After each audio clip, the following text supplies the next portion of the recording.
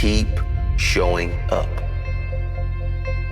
If no one invests in you, invest in yourself. If no one believes in you, believe in yourself. Even if you don't see the results right away, keep showing up until you do see the results. Even if you don't see the results for a very, very long time, keep showing up. Rusty, my man. What's up, buddy? Thanks for coming on the show. Of course. I love you, buddy. Of course. One of my good friends. Yes. I met you probably about going back, I don't know, maybe 7, 8 years ago, maybe longer. Yeah. It's probably a little bit longer. A little longer. At TJ's house. We met at TJ's house. Yep. Then we were on a bowling And then team we were together. on the bowling team together. All 3 holes, just in case. I don't want anybody to steal our name out Yes, there. that is ours. That is our bowling team name, and we are no longer in the league. We didn't get kicked out. We probably should have. I think they were happy to see us go. They were happy to see us go. Except for all the food we bought. We bought food. We bought T-shirts for everyone. Towels. Rags. We had the towels. We had the towels. Rally towels. We spent a lot of money. I was to say we too. had great bar bills there. They loved us. We tipped well. We kept them in business. We did tip well. It was fun. COVID. It was COVID. COVID. Yep. It was something. One of the highlights of my life. Tuesday nights. Tuesday nights. We would drinking to oblivion. Yeah, we would get the driver to drive us, Sammy, and we'd get to bowling, and everyone was kind of mellowed out, and then about an hour later, we played 3 games, so after our first game, we were just annihilated, a mess. My bowling game kind of went downhill. Yeah, as the night went on. But such a good time. We actually met some fascinating people that bowl. Yes. That was cool people we met there. Very cool people. We were part of the Firemen's League, so we got to meet retired firemen, retired police officers. And then hibachi afterwards. Hibachi was the best. Hibachi would stay open for us. They closed at 10 o'clock, and then 9:30, 10 o'clock, and then we would just call and say, hey, we're on our way, stay open for us. And we got to a point where after the second year, they would just call our cell phone number or Sammy's number and be like, hey, are your guys coming in tonight? We want to make sure we stay open. It's phenomenal. So Great fun. Times. Best times. I got to cook there. So yeah. You were the hibachi chef at one point until Leo put his nipple on the grill. Leo, shout out to Leo Muldoon. Love that guy. Can't believe that. Shouldn't have done that. But that's what happens when you go out and have fun with your buddies. But everybody needs that. Yes. Everybody needs that. Especially with the after the amount of work that we all do, we were all pretty much business owners. Yes. And that stress and then the wind down on a Tuesday night was just fun. It was great. And I miss it. We got to do something. We got to do something here. Maybe on Thursday night. maybe Saturday. Saturday nights.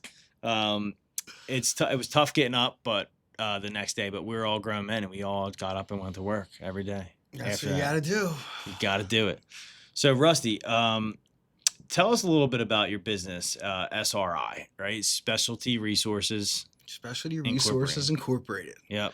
Give us a rundown because I'm so fascinated about this business and always have been. I always forget what it's called because maybe I just don't know enough about what your business does. But I know you travel back and forth to China. Yeah. Right. Yeah. Good spot. Give us all right. Let's give us a rundown on what this company does, and then we'll get into the backlog of how you guys, got into where you're at. All right. So we are a global manufacturing and distribution company. And basically what that means is we partner with different manufacturers all over the world, domestic, internationally, and we weed through all their quality ability, basically, and make sure that they're a good manufacturer. And if they are a good manufacturer, we will then send quotes to them, have them produce product for us. Our customers are mostly Fortune 500 companies, the John Deeres of the world, G's, Mack Trucks, Volvo, Ingersoll Rand, Club Car. Yeah, we deal with a lot of them. Wow. So like my triaxle, my Kenworth triaxle, you've probably made or touched some of the parts on that truck? I might be familiar with them, but since it's Kenworth, it's not. Oh, Mack. Okay. Yeah, okay. But yeah, I mean, I would know a lot about the chassis And when I talk about Volvo, it's Volvo trucks, not Volvo cars. Okay. Yeah. But yeah, so basically what we do is a lot of the manufacturing, as we all know, used to be done in the States, and as the world became global, so did we. So outsourcing became a way of life. So, you had to go to different countries, and you can send a quote to some countries and they can quote it, but it doesn't mean they can make it. Or commit to it. Yeah. So you have to build those relationships, make sure you're dealing with the right factories, and then, yeah. So I know if I love it. I mean, it's a great business to be in. I guess, you told me you worked on some sort of golf carts. So if you're in a golf cart and you're golfing, some of those parts have maybe come from your facility. If you're in a club car golf cart, you have definitely touched my parts. That's amazing. It's cool. It's awesome. It is very interesting. Because the one day we were at the outing, you're like, I made that. My company deals with that, makes that. Yes. Which is awesome. It's neat. It's neat to see your product on an end vehicle or an end product, a finished product. So, because you're just dealing with parts, not necessarily the whole correct kit and caboodle, the whole unit itself. Yeah. So it's so we deal with OEM. So they're like the OEM, original equipment manufacturer. So it's somebody who's making a product, and they basically have parts or components that go into it, and that's where we thrive. I mean, we do small machine components, we do stampings, forgings, castings, metal fab work, getting some seals and gaskets, rubbers, plastics. That's awesome. That's interesting. So I remember you telling me during COVID, it was tough with the tariffs. So break it down. I guess how, you have to find a company or someone overseas to make these parts. You guys then have to fly there, find these companies. Correct. Spend some time in China, which is probably amazing. I would love to go to China or overseas just to experience it for whether it's vacation or pleasure or just fun with our buddies. But explain us how that process works and how COVID kind of affected that. Well, COVID was interesting because we deal internationally, and we were primarily at that time producing most of our product out of AP region, Asia Pacific, mostly coming out of China, mostly coming out of Taiwan. The inability to travel was shot down. Yeah, it was tough because at that point in our business, we would travel back and forth. It was my guys that would go to the factories, and we would work with the factories, and it was a constant rotation. So we always had people over there. Once COVID happened, that ability shut down. So as an experience to manage, or I should say, as it related to managing the existing business, it was fine. But any new business, we needed to be there for the development. So we could have lots of conversations with them on the existing parts, but when it comes to developing, seeing how the machining's done, making sure everything's right, we like to have our guys on the ground. Mm-hmm. So yeah, that became an issue. Luckily, prior to COVID, in 2017, we set up a business entity in China, primarily to sell product within China. So I'll give you a funny story. So this whole idea came about in 2016 when we had a customer who opened up operations in Suzhou, China. And Suzhou is about an hour west of Shanghai. And the factory that we had producing product was in Ningbo, which is about an hour south of Shanghai. So our customer was literally having parts made by us that was getting made in made in Ningbo, shipped over to us in Philly. Mm-hmm. We would then ship them down to our customer's location, and then they were shipping them back to their location in China. That's wild. Because they couldn't find localized sources to make that specific part. Because even though they were in China, still they were newer to China. They didn't have the relationships that we had built over the years of knowing what factories to deal with. So once they discovered that was going on, they asked us, they said, hey, why don't you guys set up an operation in China and start supporting us over here?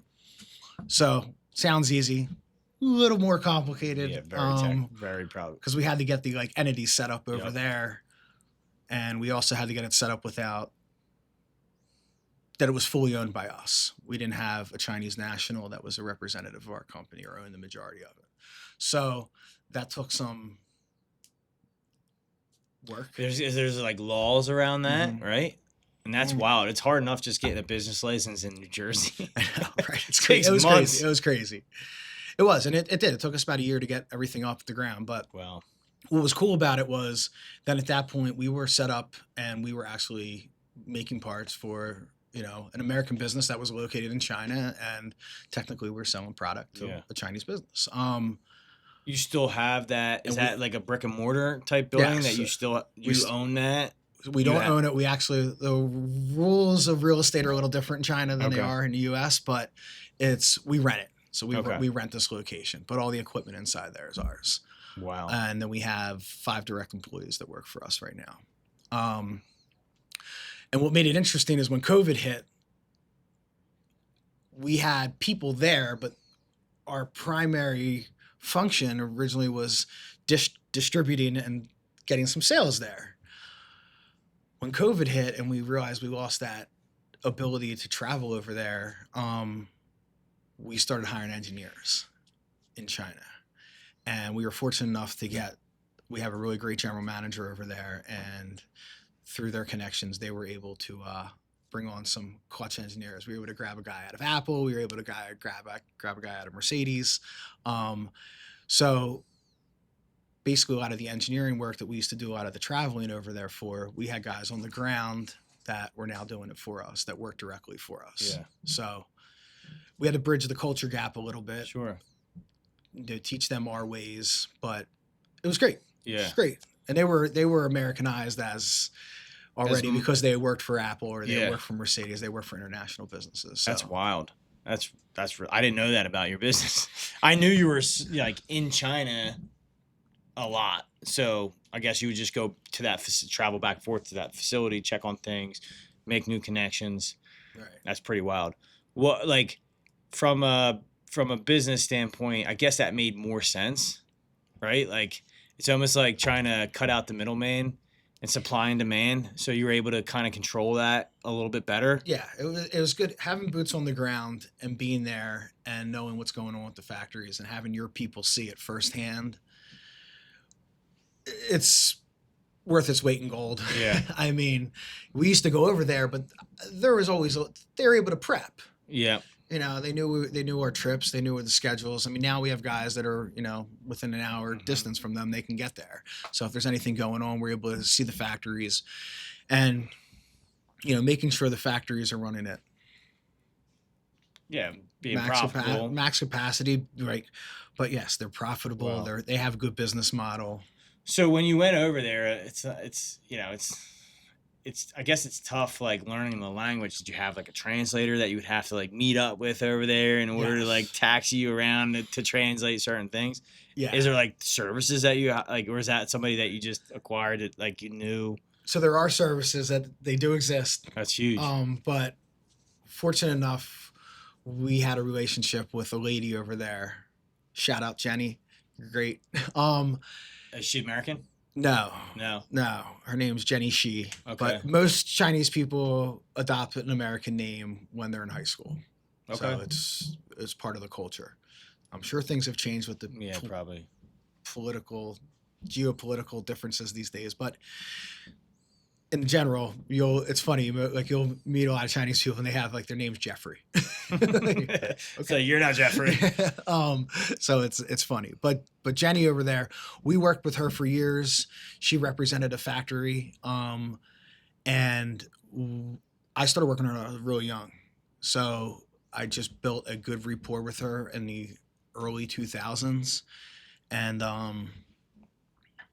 by 2010, I was traveling over there, and she was my main person I would meet up with, and then she would come with us to all the factories we went to. Yeah. And what was good about her is she was boss. she's boss lady over Yeah. there. I mean, she really She's still around to this day. still around. Yeah. That's awesome. You know, Speaks pretty good English. speaks good English. You know, things get lost in translation, bit, especially yeah. sometimes your attitude.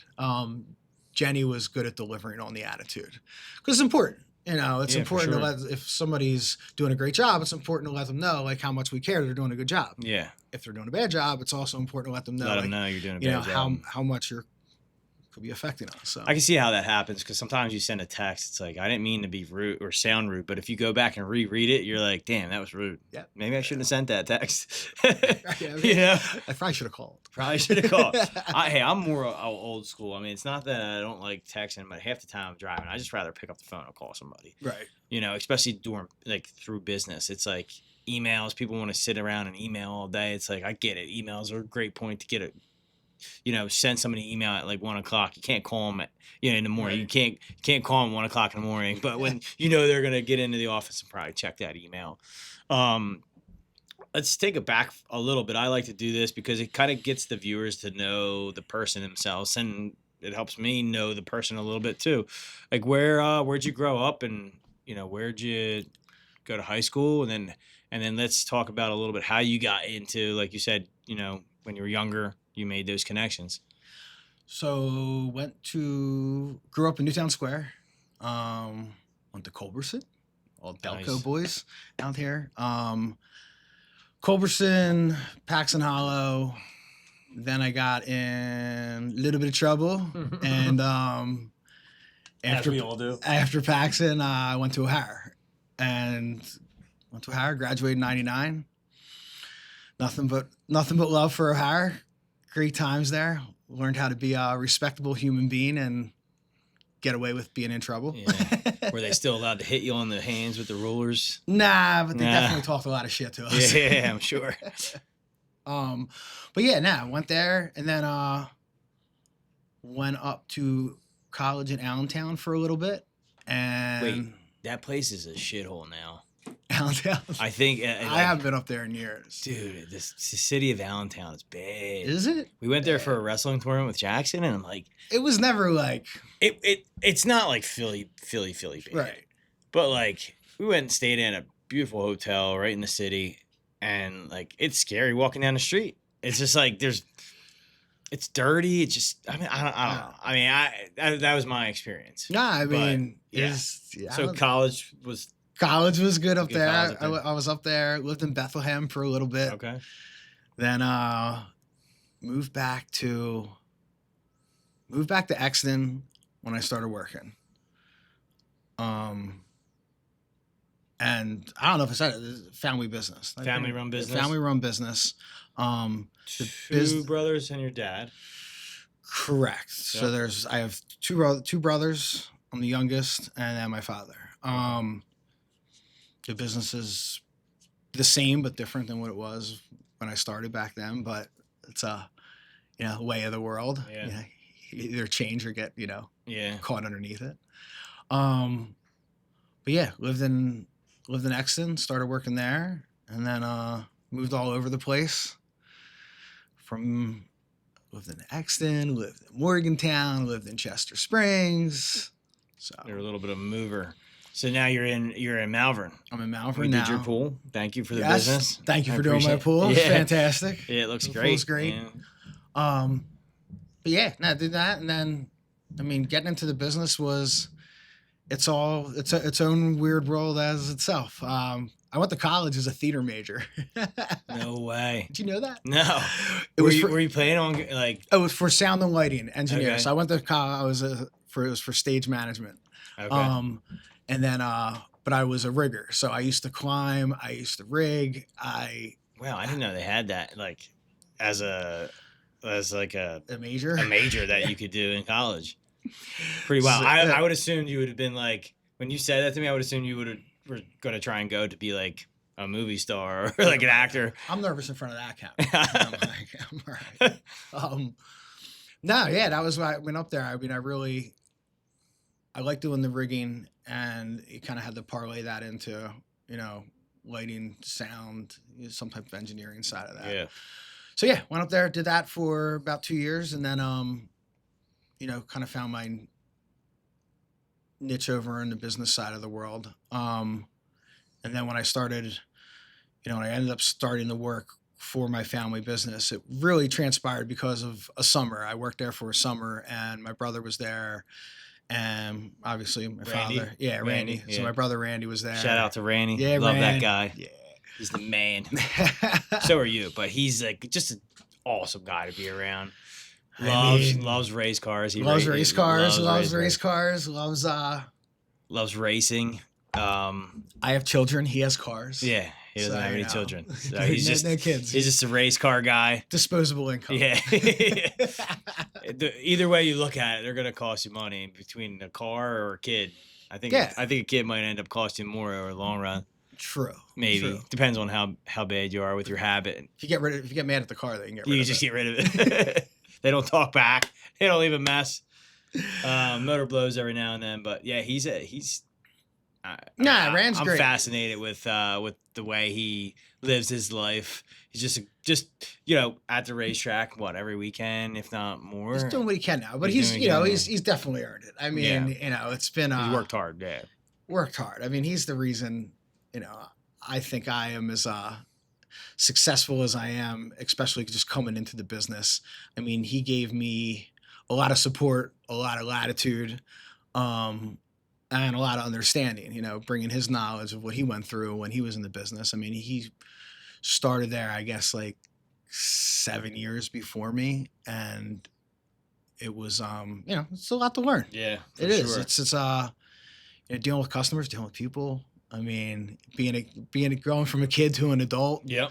But yeah, it was a lot, but it was good. I mean, working with my brother was a lot of fun. We really did have a good time. Yeah. We worked really hard, but we played hard too. Yeah, so it was like there was the benefit of working my ass off all the time and getting paid shit. Yeah. For a long time, like I did, any kid working in a family business is tough because they look at, and I did the same thing with my son. I look at it like, all right, you need to learn the trade before you start making good money. Yeah. And my son, like, Dad, I want to make more money. I'm like, son, you've only been here for a year and a half. How much more money do you think you're worth? Right. Not to mention, you break everything you touch. You know what I mean? Like, he just hit a sprinkler line the other day. It's like, all right, it's not going to cost as much, but still, it's like, hand dig that instead of just bringing the big excavator through there and just going gonzo. Now, I did it when I was a little kid, but I feel like I was a little bit more organized than he is. Sometimes he just wants to get in and start going. It's like, hey, we need to think this out, plan it out the right way. But I love working with him every single day. I love seeing him every single morning. Going back on a family-run business, like how did you feel like it benefited you, or maybe it benefited your dad, like at the time? Because you guys bought the business from your father, right? Yeah. So in the end, we bought my father out in 2010. Oh wow, that long ago already? Yeah, it's been. This is the last year of my 15-year note with my father. Wow. So we had start making some. Well, nah, it was like what do you call it? Decelerated. It wasn't. So we paid a lot up front. Up front, yeah. When we did the buyout, we took a loan from the bank, and we paid them back in 5 years, and then the balance of that loan was a 15-year note to my father. That's cool. Yeah. So he got a big chunk up front. We were on the hook for that. Once we paid that back, then we were on the hook for the rest. Mm-hmm.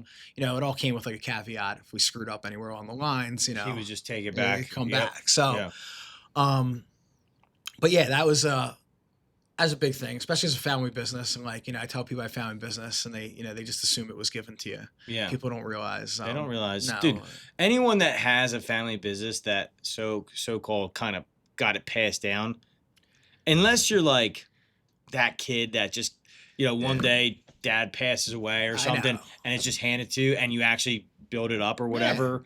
Yeah. And I give you credit, but like some of these kids that like, some people just expect shit to be handed to them. Correct. And I mean, it's not. And you guys worked your balls off. I know you did. Just the last 16 years. Yeah, it's been crazy. I mean, we took that business, and it was. I mean, let's give the viewers. I mean, without going into great details in revenue, like what was your revenue then, and kind of what's it at now? I mean, roundabout. You don't have to give. No, I mean, the revenue of that business used to be anywhere from, I'd say $10 million, $15 million revenue, and now we do anywhere from 30 to 40, just depending on the year. Yeah. So I mean, that's goals to get to 50. Goals to get to 50. But just the whole difference of the business model of and how the manufacturing in this country has changed. So, when my father ran the business, it was primarily a distributorship for just standard parts, and those manufacturers were in the States. I mean, it was all produced here. Yeah. And then as the world changed and global economics changed, parts started to get produced in other countries. The problem was when parts went to other countries, the quality was not what we were used to because they were new to making the product. So we had to go over there a lot, help them develop the product. I mean, hence why China became so strong is because, the U.S. gave them, we moved our IP from here to there because it was cheaper to source there. The biggest issue with that is now a lot of it's not done here anymore. Yeah. But back to where we are with that IP, when we were going over there to watch the manufacturing and learn it and or make sure they were doing it right, we started to learn all the other products they produced. And my brother and I made a decision to get out of the standard fastener world and to jump into more specialty products. And which is smart because that's if you're already in that industry, why not take on a couple more products or different products that you can then market here in the States. Do you find that it's taking away some jobs from the American people over here, or is it because you're in that supply and demand type of business, but like you said, it's cheaper to ship it thousands and thousands of miles away than it is to build it here when it's such a tricky conversation. My world in my industry is supported by global trade. Mm-hmm. But now I have friends that own machine shops in the States, and they would like to see all the manufacturing done here in this country. So would I. I love the fact that so would made in America, right? I mean, you can put a stamp on it, made in America, and people might spend an extra couple of dollars on it. But some of the big manufacturers that you're dealing with, there's P&Ls, man. It's huge. It's crazy just to think about it because, believe me, I try to get as much business back into this country as we can, but it is a dollars and cents game. And you have to figure, I can touch on this briefly, but if you're a company and you're competing globally, you have to have, you're on the global scale, you have to have competitive price. And manufacturing in this country is just not as economical as it is to manufacture in a different country. Now, that's a strong statement, and I'm sure some people could get pissed off by it, but it's the truth, though. And it's not like you're I'm not stepping on anyone's toes. The quality could be better here, and you can get, it's localized and it can be a more robust product. But the issue is labor. Labor rates is what sets the pricing. It sets the tone. And my simplest analogy is, all right, we deal with metal. So everybody says well, why is it so much cheaper to buy a product, a part in China than it is to buy it in the States? Let's just call it a simple spacer. Mm-hmm. All right, let's take a mountain. There's iron ore in a mountain. We got to get the iron ore out. We're going to send 100 workers into that mountain from China, and we're going to send 100 workers into a mountain in the U.S. guys. Well, after they go in and they bring out 10 tons of material. Weighs the same. What material is cheaper? Yeah. The stuff from China, because the labor rate for those guys to go out and get it was, if not a third. Try a tenth. Yeah. I mean, and that's what's crazy is our guys can be making $30+ an hour, and they can be making $30 a day. Yeah. Wild. It starts there, and then it's all downhill from there. And it's that, then it's the smelting, then it's the making of the steel, then it's the production, then it's the machining, then it's tough, and it's interesting. And they're fortunate, and they're actually blessed that they have a job. Well, yeah, I think everybody's blessed to have a job, but do you think like, are they actually producing the iron in China, or are they shipping? Are we shipping iron over? No, they're making their own steel. They're making their own steel over there, and okay. that's what makes it even more cost. It's just affordable. on a global scale. If you're competing globally, everybody's trying to buy, produce the best product for the cheapest price. So you're going to go to everywhere you can to get the cheapest products to ultimately make your product. It's tricky.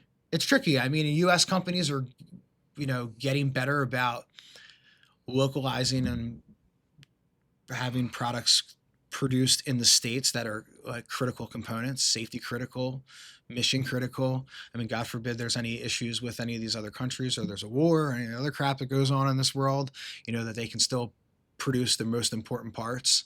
I think when you start to get into some of the cheaper products, or less technical,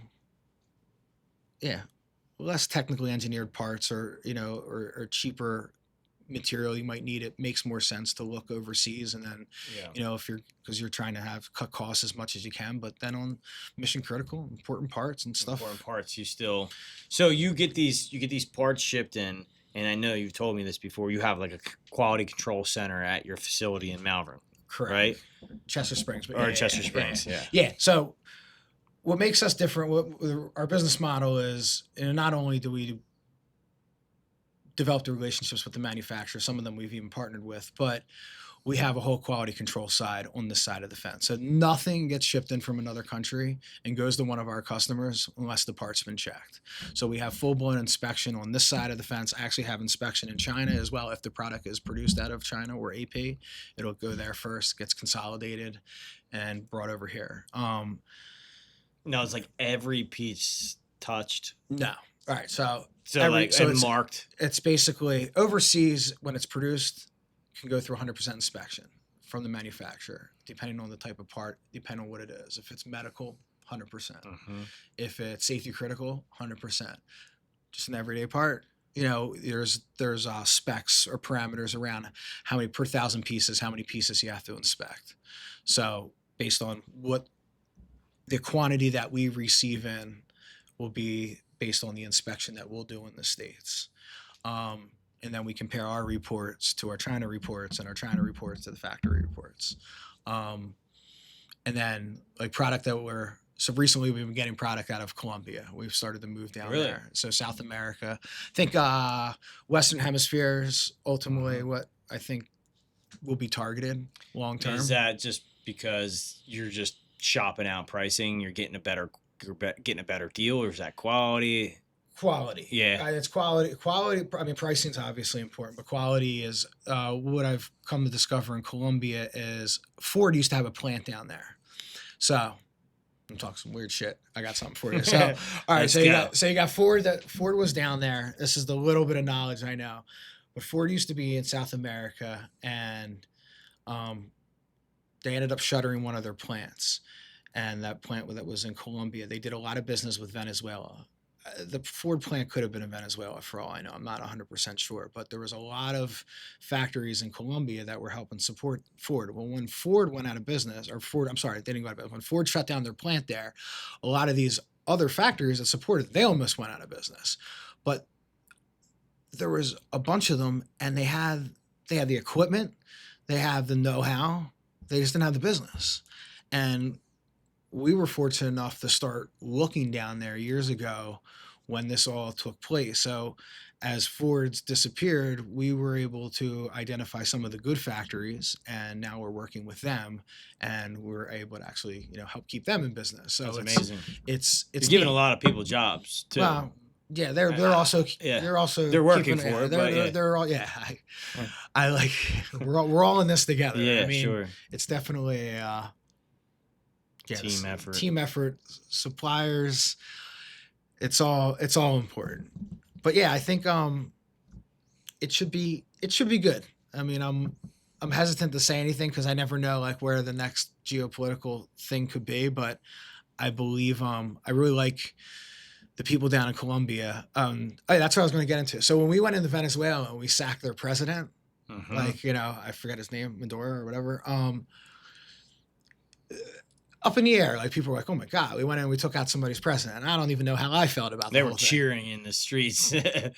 What the people of Colombia, and what I didn't realize so much is the people I've talked to were ecstatic. Yeah. Because Loving you. this guy, that president from Venezuela, he was such a dictator that people that had businesses that were supporting these They were plants. giving him money, like Well, not only that, tax. he would take over their. So like, let's say, imagine like, all right, imagine like, who's our governor? Shapiro. Shapiro. I imagine Shapiro comes here one day and he's like, you're like, oh, Shapiro's going to come and check out our business. It's going to be a great thing. He clean everything up and it looks great. Yeah, organize And he it. shows up and he's like, I like this business. It'd be really good for my son. Yeah, And he fucking kicks you out of the I state. want it. And you can't do anything about it.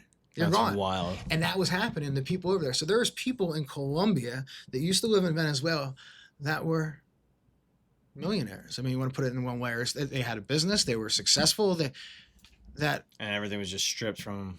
taken away, get the hell out of the country. I mean, and no recourse. We're so, as Americans, we're so used to recourse.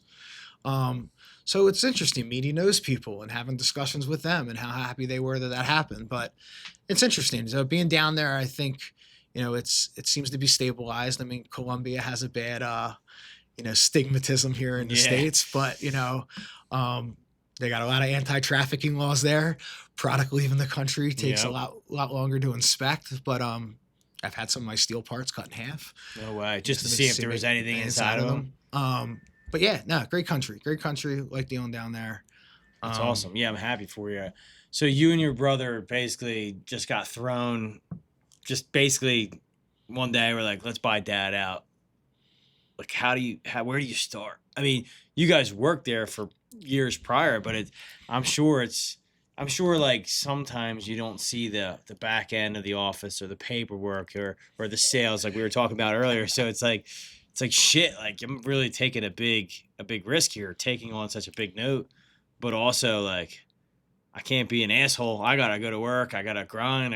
So you and your brother grinded your way up to where you're at today and doubled your business.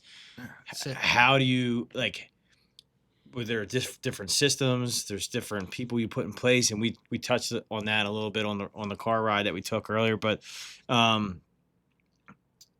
you gotta and that's kind of for me in business. I was always afraid to hire that next guy.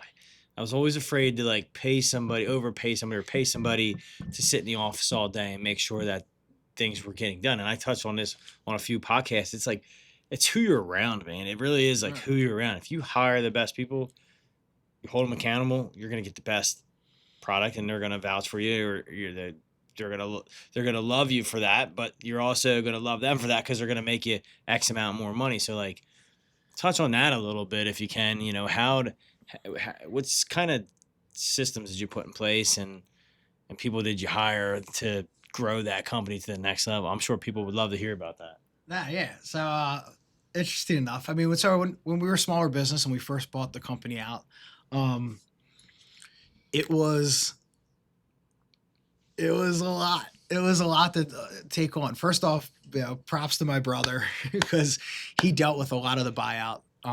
You go back 15 years. I'm 44, so at that point, I was 29, young, 29, 30. Yeah. I mean, so he dealt with a lot of it. He dealt with a lot of the fallout that came of it too. Him and my brother, him and my father have a very a bad relationship, we'll say.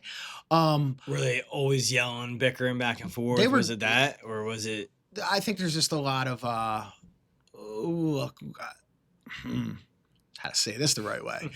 I think a lot of your identity gets tied to the business. Sure. All right. So when my father sold, I think he lost a lot of his identity. Also, my brother and I were trying to a yeah, little bit of pride yeah. too, but it might have been time for him to retire, right? Like he wanted out. Yeah. I think maybe he might not have really wanted fully out, but I think the way it was all going down, and the way the deal was transpired, was that you're out and we're running the business, and not letting him be as involved, I think was difficult for him, and in turn he probably took some of that anger out on my brother and or myself, and I think over time the relationship between my brother and him soured. That's probably the nicest way I can put it. So they don't really talk now? They don't talk at all. Okay. Yeah. So, you know. So there's plus sides to running a family business, and then there's the downsides, which a lot of people don't see, but like puts a lot of stress on a relationship. It does. I loved working with my dad and seeing my dad every day, but I hate it going, and not that he treated me out of line or out of context. It was just like, man, we could get through this day a lot easier and a lot less stressful without my dad having a heart attack if he just didn't scream all day long, right? So like, I always told myself when I had kids that were old enough to work for me that I wouldn't scream at them too much or treat them that certain way, because everyone's human, and you know. I think it's good to learn. I think like what's good about being a family business, and I can speak for myself on being the youngest, because I've seen lots of different family dynamics and the way they've all dealt with each other. And so like you said, I've tried to adopt what I'm not going to do. Yeah. You know, who I'm not going to be. Sometimes figure out who I am going to be is a different thing, but sure. I definitely have dialed in a lot of what I don't want to be. And you know, it's a shame. You know, the issues that transpire with a family business, and like you said, I think not yelling at your kids is. You know, sometimes you got to yell at them and kick them in the ass. I'm not gonna lie. No, I'll never embarrass him in front of people, right? Like there's times where might be better than me than that. There's times though where he needs to be, you know, called out for. Yeah. He's great at what he does, and he learns and he pays attention. I feel like that's my kid. Okay. He's his mom's kid because he doesn't put anything back.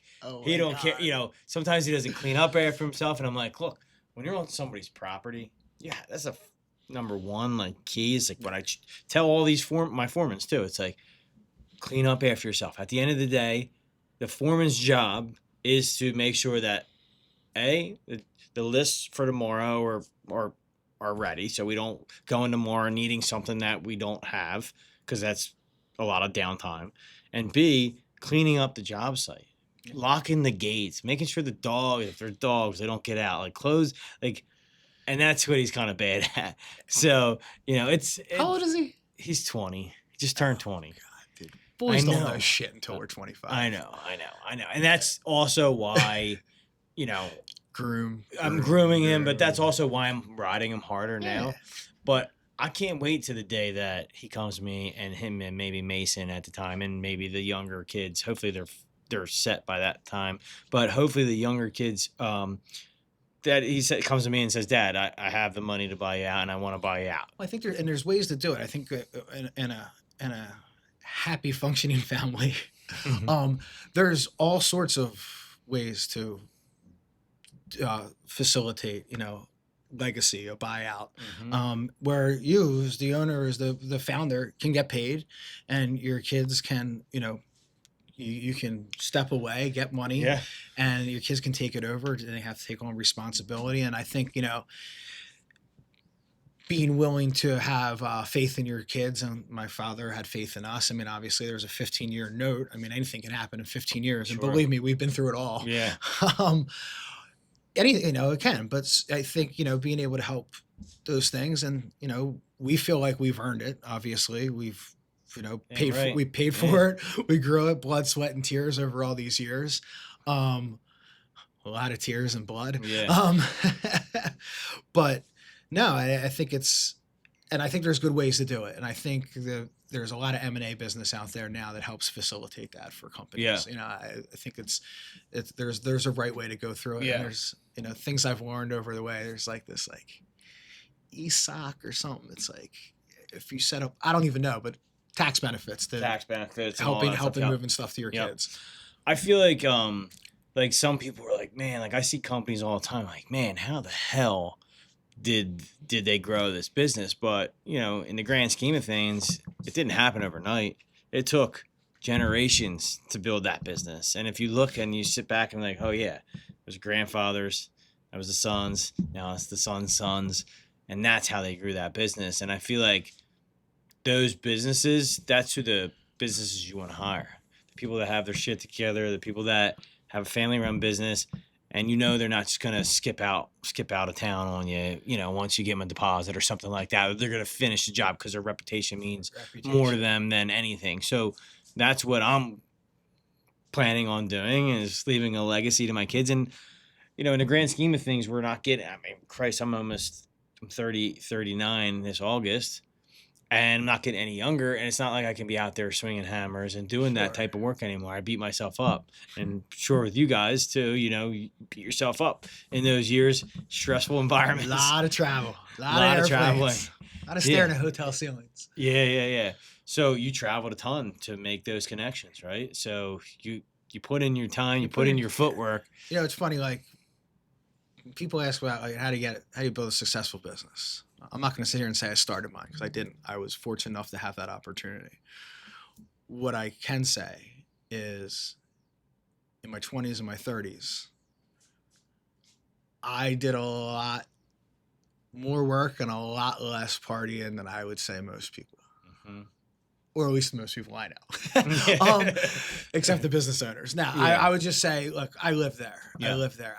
And even before we bought the business, my 20s were lots of nights at work. One of the funny thing is, I think I was paid when I first started. I don't know, it was like $15 or $18 or something like that an hour.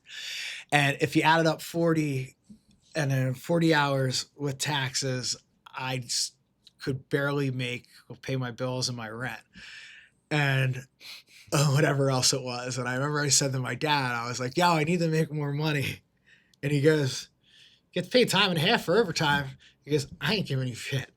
And, for years, that's what it was. And so if I wanted more money, and I thought it was a good thing, because it was like, look, I wanted to make more money, and he didn't want me to, and my brother, and both of them, they didn't want me out there being a complete fuck up. Yeah. So it was like, all right, look, you can make money, but now in order to make money, I had to stay at work, and I stayed at work so long. And by the time I was done work, I didn't want to go out. I didn't want to do anything. And I think that was a really good thing for me, because it forced me to. I wanted the money, so it forced me to stay at work. Yeah. And and then I would. Look what you got now, though, and that's where, like, some of the younger generation. Some of them don't really get it. Like, it takes that 70 hours a week to get beyond that 40-hour paycheck just to make it in this world, because things are expensive. Fuel is expensive. I love my stepdaughter and I love my daughter too. They're at the age where they're driving now, and they just think, Dad, can you send me money? Can you send me money? It's like for my daughters, it's hard saying no. Sure. Because I feel bad, because I've been in their shoes. My sons, I'm like, no, go get a job. Or go do this. Go do this at the house. Like, Jackson comes up to me. He's 9 years old, and he's down the shore. He's like, he spent the $30 I gave him for the weekend already, and you can spend it down there like nothing. Right. And he's putzing around the house this weekend down the shore, and he's and I'm like, what's the problem? What's the matter? You can tell he's just upset. He's like, I need a job, and I'm like, he's like, what can I do? And I'm like, this is my daughter's text chain. It's only money. It's only we have, like, we talk 100, 300, $50, $30, $40. It's hard saying no to the girls, though. So I only have 3 girls, so I'm scared. But like for Jackson, I'm like, he's like, I need a job, and I'm like, you're 9 years old. Nobody's gonna give you a job. I said, I love the initiative, but like, the job for me is like helping me out around the house, taking out the trash.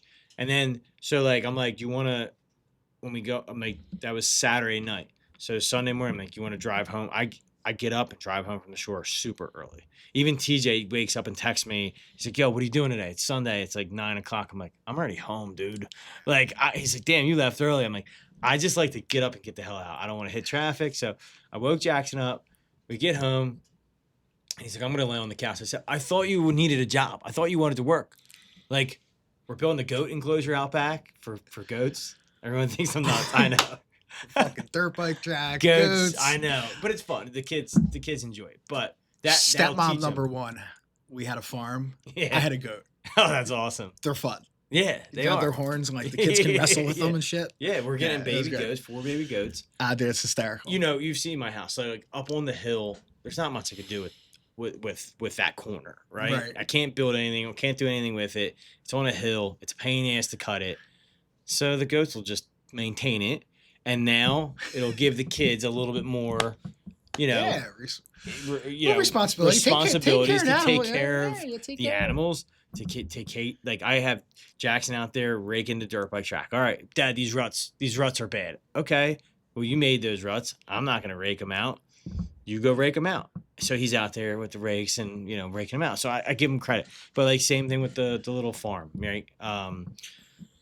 It'll teach them the responsibilities that it's tough to teach kids nowadays. I hate the video push your games kids outside too, which is awesome. We've talked about that before, which is just it's key. Yeah, I mean making them be active. We didn't have that stuff. I sucked at video games. My brother was way better than me, and that's why he's still better than me at video games. I'm not gonna admit that. He still can't beat me on Madden for some reason. I'm just better than him at Madden, but everything else, he beat me. But I was always out. I was outside more than he was, and I loved being outside. I love hiking through the woods, dirt bike riding, BMX, skateboarding, whatever it was. The neighborhood we grew up in, there was a million kids, so we were always playing, games with all the kids in the neighborhood. My kids don't have that neighborhood, and that's what the shitty part is about where we live. Even though I love where we live, the kids are always like, there's nothing to do. It's like, all right, we're going to show you what to do now. Yeah, so it's true though. I mean, it has that pro and con there. It does. Yeah.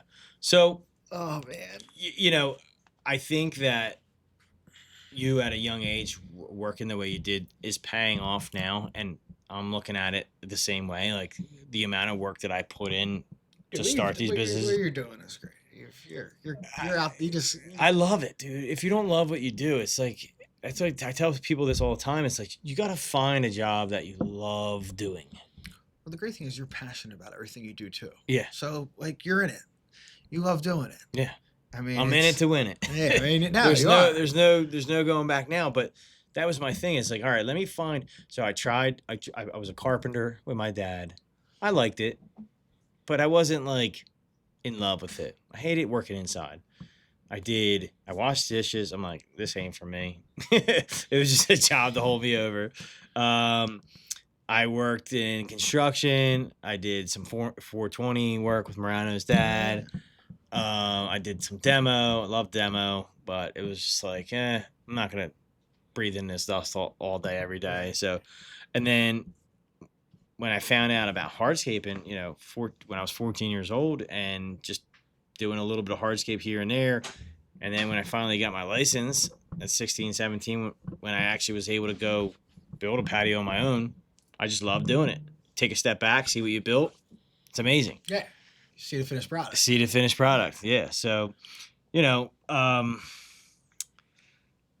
don't know. I feel like most successful people just work a million hours and then you have fun when the fun's there. You don't go chasing that fun. Yeah. The people that go out chasing it, looking for the fun, might not be as successful. You just gotta, and you gotta be grounded. I mean, there's Mm-hmm. We're circling back to just talking about like, putting the effort in to grow these businesses and to get them to where they are. I mean, you have to make responsible decisions along the way because, okay, let's say you have a great business. Let's say, all right, your business, you're killing it. You're doing great stuff. But let's say you were out partying every night and blowing every single penny on the back end. Mm-hmm. Your business is going to suffer because you're making irresponsible decisions as just a person. Yep. And, you're going to financially reflects bad, obviously marriage, everything would.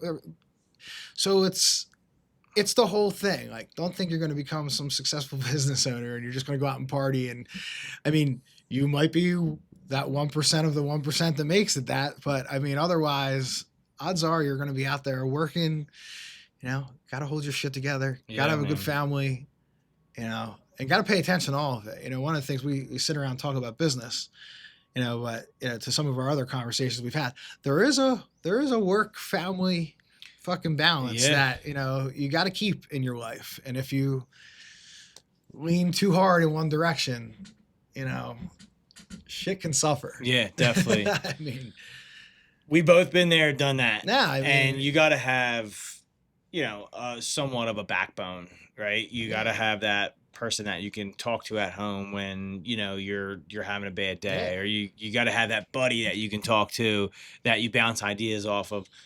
Me, you, TJ, solve the world's problems. We have solved the world's problems multiple times. occasions. But and it's good. Like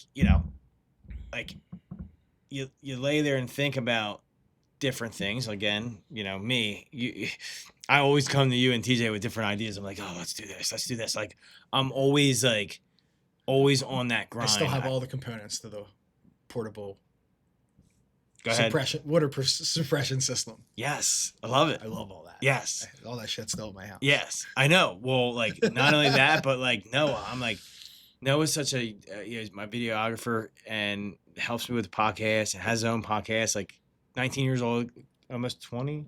You're 20 now. My bad. Yeah, there you go. There you go. Yeah. 21. That's how long he's been with me. I don't know. All right, that's your next responsible step. At 21, you got to find a little bit of responsibility about not going out too much because you can. Okay. He doesn't drink. He's a Christian man. He's amazing. He's got multiple different businesses. You're gonna kill it. He's gonna be a millionaire by 25, guarantee it. But I bounce all ideas off of Noah all the time. And it's like, he's like, yeah, that's a great idea. And I want people to be like, no, that's a shitty idea. But nobody's ever told me that, just because I feel like I've always had some great ideas. Yeah, you have some great ideas. But it's just having those ideas and focusing on that idea. I think I could execute those ideas.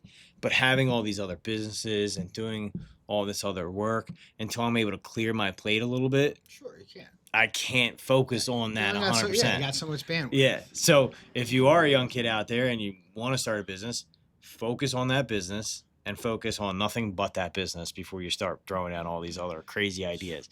That's the truth. It is the truth, because I can't tell you how much time I wasted focusing on other business ideas, or maybe starting another business. Like, I wanted to do a property management business where it was just me. Everybody came to me, and then I would divvy out the landscape and all that. Like, great idea back in the day, because I was cutting 1 million lawns a week and I was sick of employees, but I wasn't able to really focus on that, so it never went anywhere. You got to be able to focus. Whatever you're doing, you got to be into it. Yeah, 110%. Even just allocating the time, even for setting up a new business, you got to put the time in to do it right, make sure it's set up right, and go from there. Mm-hmm. I guess. I mean, I'm still trying to figure it out.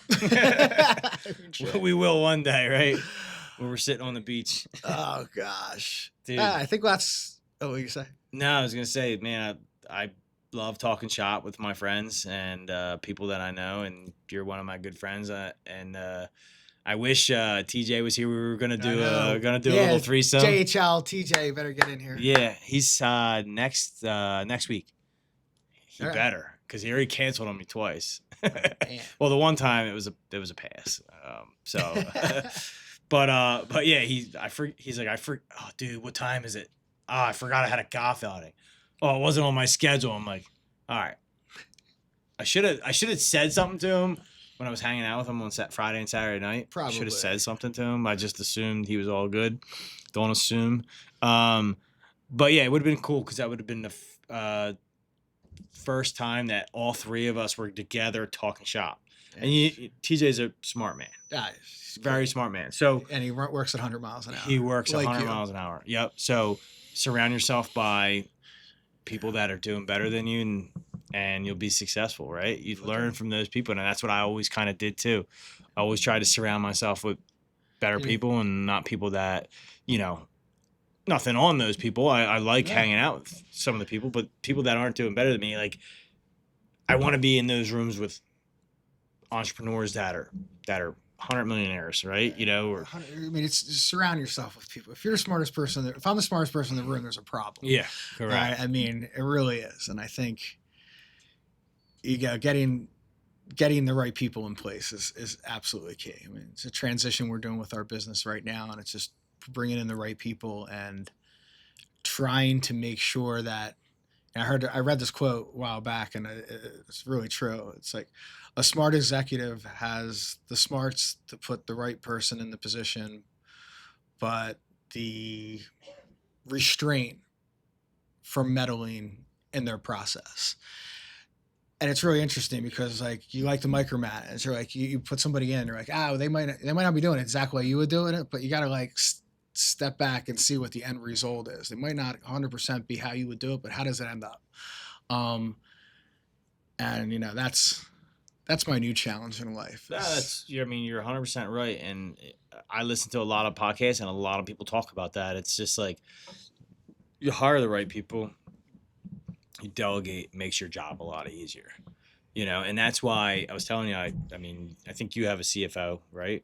Yeah, CEO. A CEO. He was our CFO. Now he's our CEO. Okay, so CFO. I hired an outsource. Kevin, you're awesome, dude. Thank you. Love you, Kevin. I never met you before, but you're doing wonderful things over there. Santos is my CFO. I hired him, like I was telling you, about 4 or 5 months ago.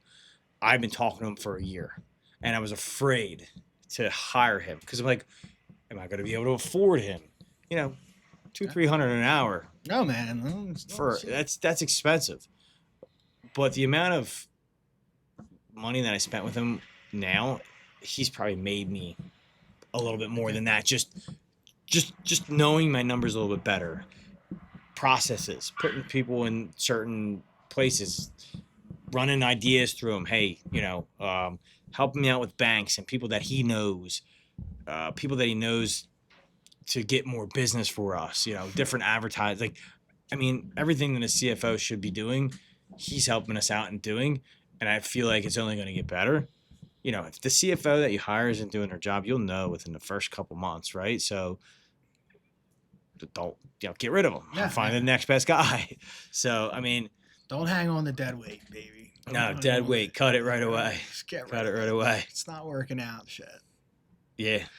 That is. I mean, it's right people, getting the right people around. I sit here and I can talk about my business, but I will say it's all the smart people that have been there that have helped get this place to where it is. I mean, just dedication. I mean, you know what it's all about. You got right people that care as much as you care. They take care of you. You take care of them, and that's it. That's it. Shout out to Specialty Resources Incorporated. Let's go. Keep grinding, brother. Appreciate it. Thank you for coming on again. Yes. Thank you for having me. Yeah, man. I'm here.